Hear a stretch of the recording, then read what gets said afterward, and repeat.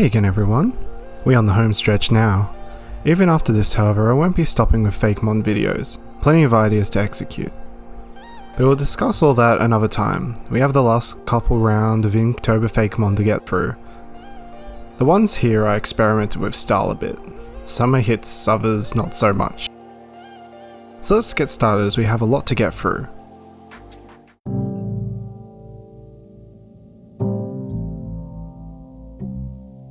Very for a prompt is kind of a free space. It gave me all the room I needed, and I thought what better time than to do an evolution for Flow Bouquet, which was one of the first Inktober prompts. Go have a look if you haven't seen them already. I had a good idea for its Evo, being a taller, married person who had a floral archway coming from her. Again, using those Roserade-esque style roses to convey that hidden within them are some dangerous tools. Colours were easy, it came to me pretty much from what we already had in Flow Bouquet. Now she's ready to whip someone with those long, thorny bouquets.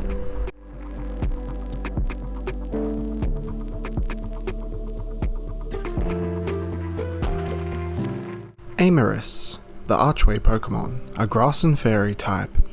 As Flow Bouquet travel around to make their bouquets, each one secretes a different pheromone which other grass Pokemon are drawn to. The pheromone is unique and signals other Pokemon to give Flow Bouquet a flower, and once it has a perfect combination of flowers, it will evolve. Amorous is powerful and caring. It will protect those it deems worthy and bring swift justice to those who deserve it.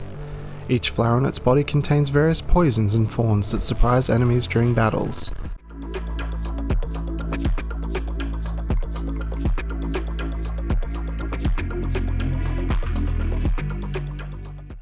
For tempting, I had the idea of a pseudo-succubus, but didn't want to make it just a generic human-shaped Pokemon because I ain't making first-trap Pokemon here. Instead, I decided on the temptation coming from the materials the Pokemon had on it, and decided on a golden fleece sheep, a Greek myth which was perfect as it had wings and helped sell the succubi-esque angle I did want to go for. I think this one turned out really well in general. Colours weren't that hard, they were just mainly saturated in the golden fleece and everywhere else was kind of desaturated.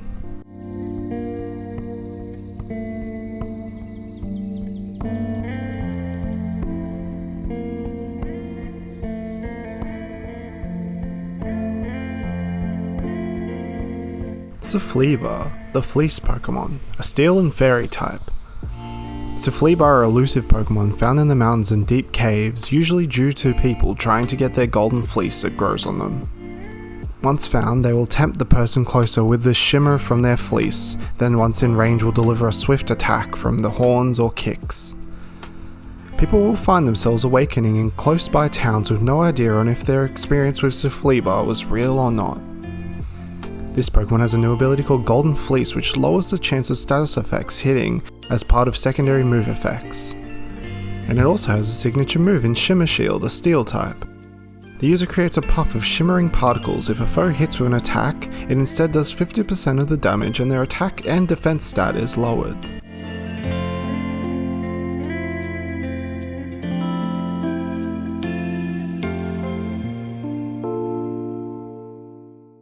A haunted mirror isn't the most original, I'll admit, but I like the idea of it being a more benign ghost in the mirror, who would use the broken parts of the glass to make a facade to look spookier, a friendlier ghost if you will.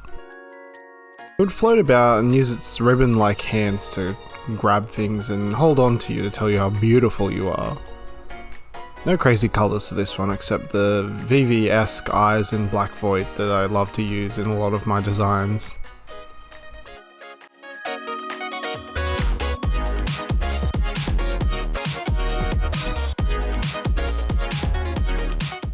Narcigo, the Reflection Pokemon, a Steel and Ghost type.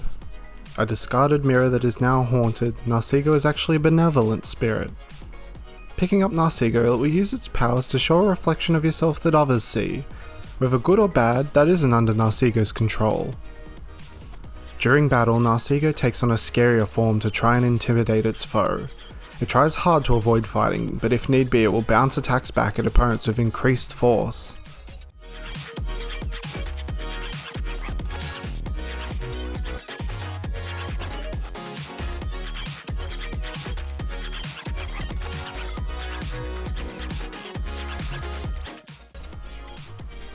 So remember how I said some of these are a miss? This one is it, not in like execution of the idea, but more in style. It doesn't really have that Pokemon look to the art, so I may come back to this one sometime, not just now though. So for snack, I noticed a lot of food Pokemon are fairy type, so I'm going to break the norm and make it normal type. Based on something I've never had before, a bear claw. Someone tell me if it's any good, yeah? But yeah, it's a bear pastry, with bear claws for claws. It was fun making a design that wasn't fully food looking, but still looked tasty enough.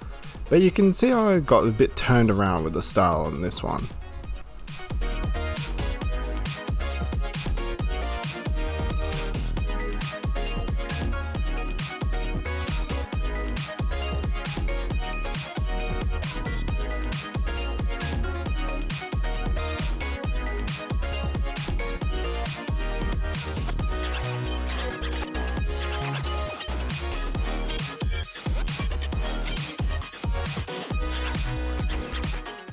Grizztree, the bear claw Pokemon, a normal type.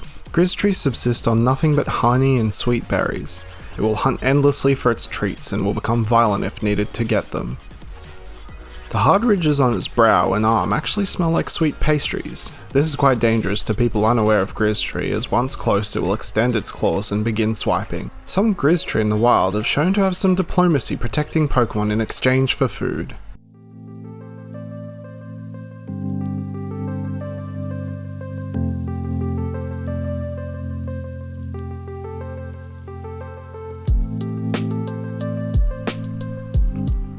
Bagworms are a concept that Burmy did, but in a different capacity. I wanted a cutie that carried around their own wooden house. I didn't enjoy the first sketch, it looked too tall and lanky and not like an adventurous little bug, and the perspective was a bit wrong too.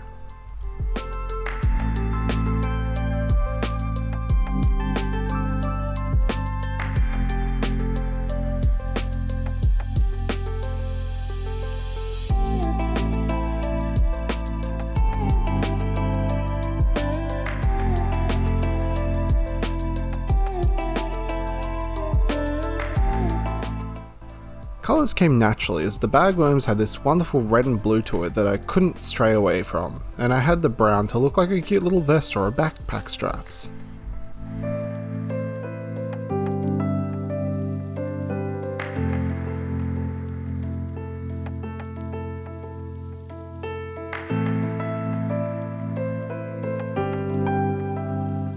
Driftlug, the Traveller Pokemon, a bug and normal type. As a rite of passage for evolving, a Driftlug must seek out its own tree and make a tent out of it. Driftlug will then travel the world using the tent as a backpack, when not in use, filling it with trinkets it finds in its travels. Driftlug will come up to human backpackers and tourists and join them in camping or any other activity.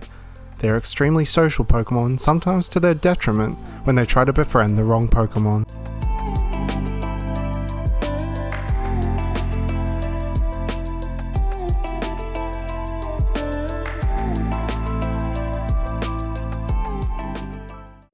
Uh-oh was actually a suggestion by my GF for a mythical and a medical theme one came into my head. Mythicals are just little guys, little fellas for the most part, just ignore the big monkey.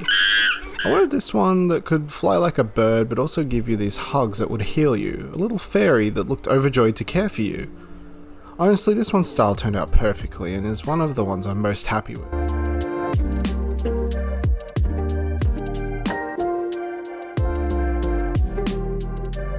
I kept the colours monochrome in the reds because I felt that it worked well for it. Also don't know if people will notice, but it has a little exclamation points on its head if you include the eyes. A little allusion to uh-oh there.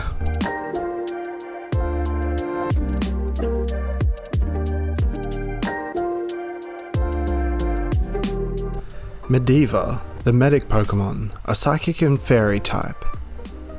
Medivh is a rare Pokemon with the mythical status. It is said to fly around the world visiting sick or injured people and will do whatever it takes to heal them. The patches on Medivh's hands provide a powerful and mysterious healing energy that also soothes its recipient. A big hug from Medivh is a legendary story passed down amongst the children of the region.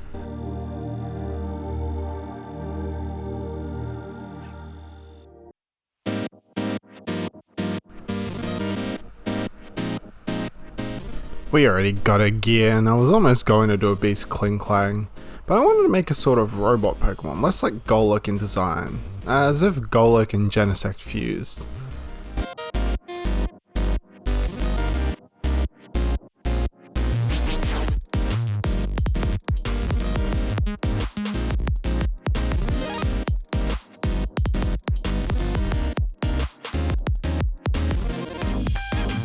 I actually made sprite eyes for this one, but it didn't look very good in the end, and I settled for a more spaced look to the eyes, mirroring the eye that sits within the gear, that I guess could be its Prevo?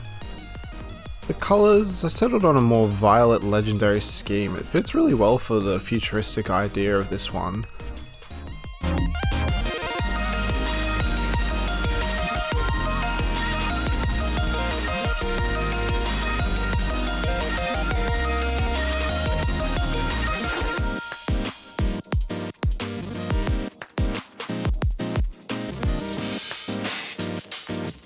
Tinchrome, the clockwork Pokemon, a steel and electric type. Inside of Tinchrome is a small network of its pre-evolutions working tirelessly to keep Tinchrome functioning. If they stop spinning, Tinchrome ceases to function until someone winds it back up.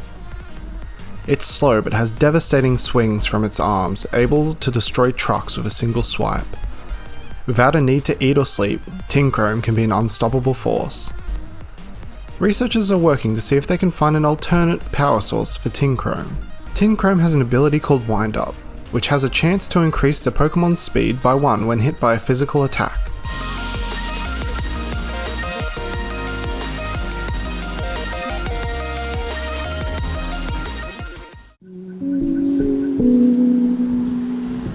Alright, so for Farm I wanted to make a Legendary as the big send-off. I ended up doing 2 instead, my bad. But I'm saving the best for last here, I promise. Summerell I wanted to be this beautiful summer protector in the same vein as Xerneas, a slim and majestic frame with summer growth and berries adorning its body.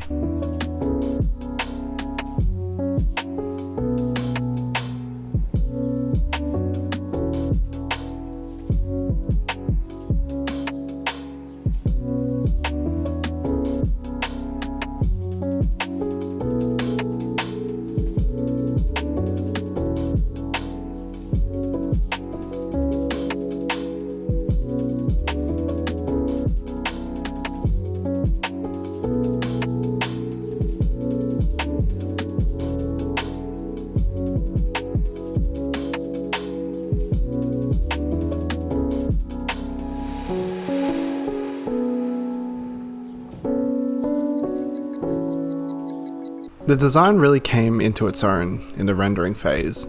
Adding the mouth and changing the eyes turned it into this amazing design for a Pokemon.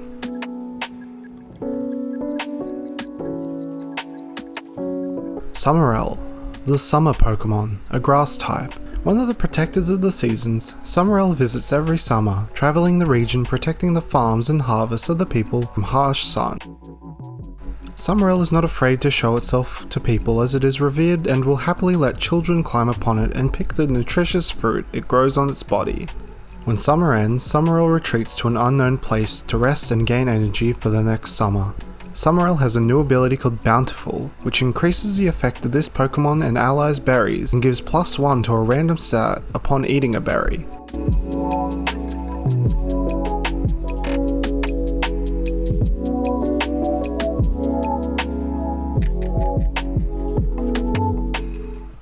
At first I wanted a spooky beast for autumn. It gave Wildmutt from Ben 10 vibes, but adding the Torii Gate, I like the idea of a more personable creature.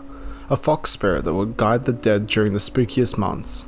I honestly love this one so much, I don't know if I can ever top it in my mind.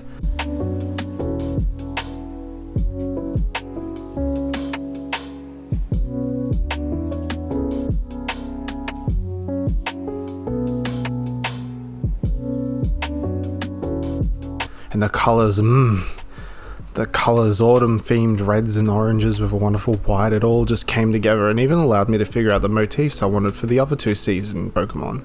Potentially a video coming on them soon.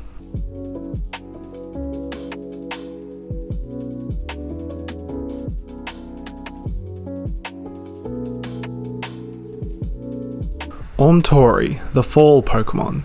a grass and ghost type. One of the protectors of the seasons, Ormtori visits every fall, giving the people of the region good fortune for the coming season. Ormtori is deeply connected to the spiritual plane and visits grave sites to cheer up those in mourning. Ormtori has a serious side and will fight using vengeful spirits. When fall ends, Ormtori retreats to an unknown place to rest and gain energy for the next fall.